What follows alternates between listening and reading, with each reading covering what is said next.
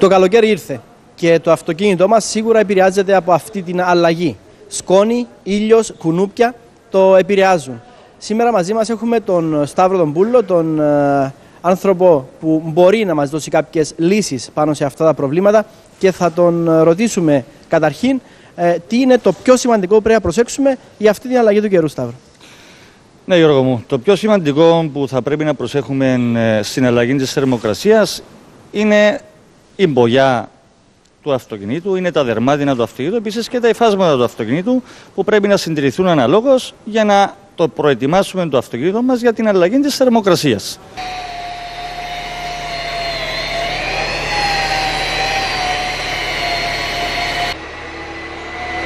Τι κάνετε από τη μεριά σας για να προστατευτούν αυτά που μας είπατε πριν?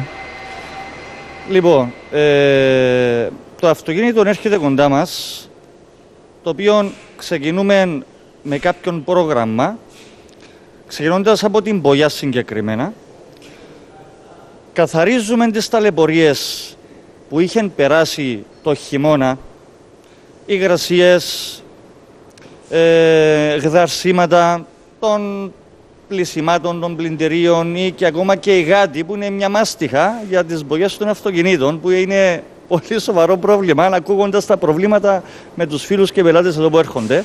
Το οποίο άρα κάνουμε μια προετοιμασία για να καθαρίσουμε τα γδαρσίματα που δημιουργούνται.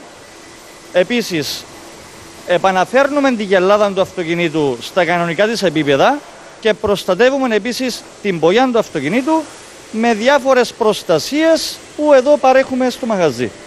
Τελειώνοντας με την μπογιά του αυτοκινήτου, ξεκινούμε με τα εσωτερικά.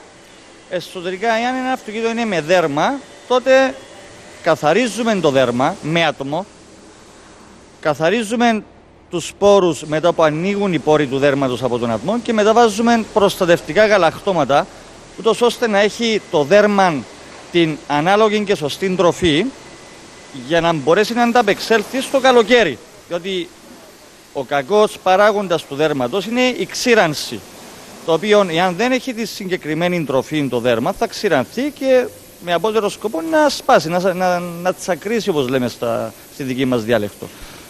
Γι' αυτό και κάνουμε το leather treatment και conditioning, ώστε να υπάρχει αυτή η προστασία για να μπορέσει να είναι συντηρημένο και να μην δημιουργούνται τα σπασίματα.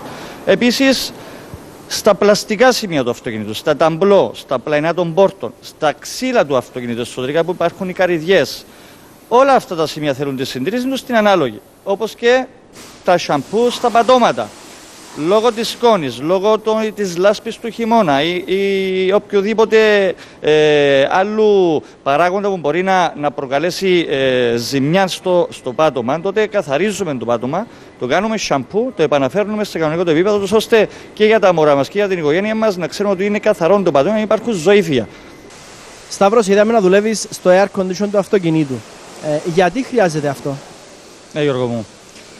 Το air condition του αυτοκινήτου χρειάζεται μια απολύμανση λόγω του ότι από το προηγούμενο καλοκαίρι, όταν δούλευε το air condition και το σταματήσαμε διότι μπήκαμε του χειμώνα και τώρα πρέπει να το ξαναενεργοποιήσουμε, επειδή κατακρατεί κάποιες υγρασίες εσωτερικά μέσα στο evaporator, όταν θα το ξεκινήσουμε για πρώτη φορά, όταν νιώσουμε ότι το χρειαζόμαστε, βγάζει μια μυρωδιά. Αυτή η μυρωδιά είναι οι μύκητες που έχουν δημιουργηθεί εσωτερικά στα air vents, στους αεραγωγούς δηλαδή και στο evaporator του αυτοκινήτου.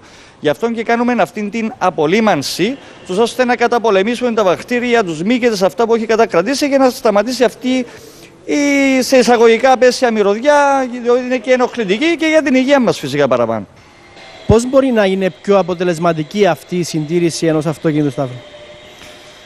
Η συντήρηση του αυτοκίνητου μου μπορεί να είναι πολύ πιο αποτελεσματική με την προστασία Teflon που προσφέρουμε εδώ στο μαγαζί, το οποίο είναι μια φόρμουλα, μια πατέντα, την οποία έχει σκοπό να προστατεύει, όχι να συντηρεί απλώς, να προστατεύει την μπογιά, να προστατεύει τα δερματίνα όπως και τα υφάσματα.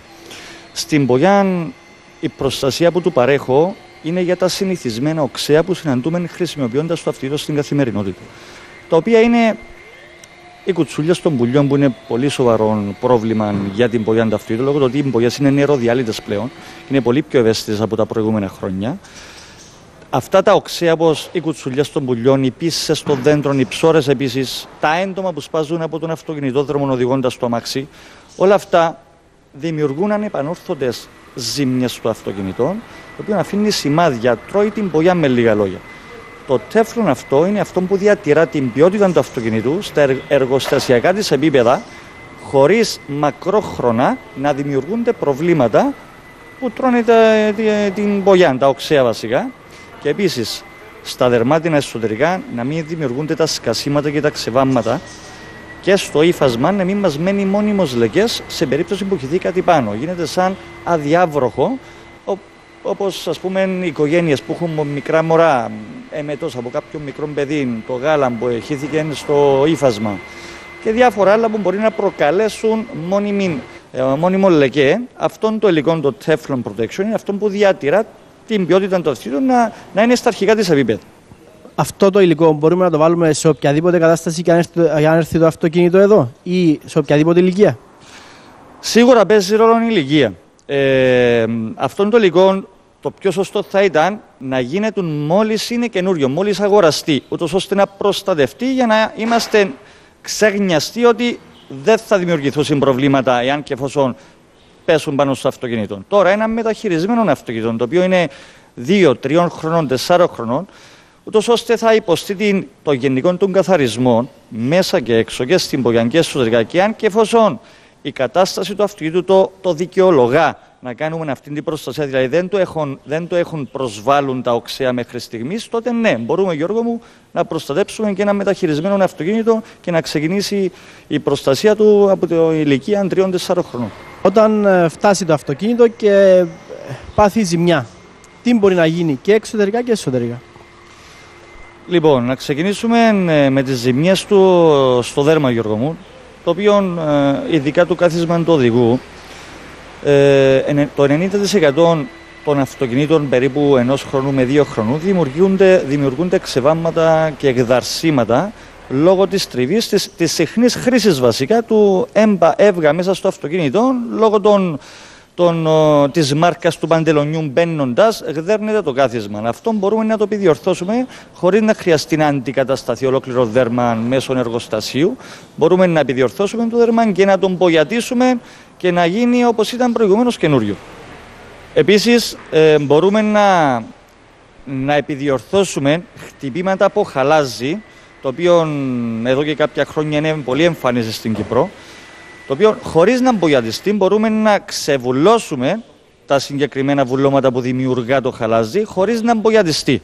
Και αυτό είναι ένας πολύ καλός τρόπος για να μην χάνει και το αυτοκίνητο την εργοστασιακή του ποιότητα, την μπογιά βασικά που ήρθε από το εργοστάσιο.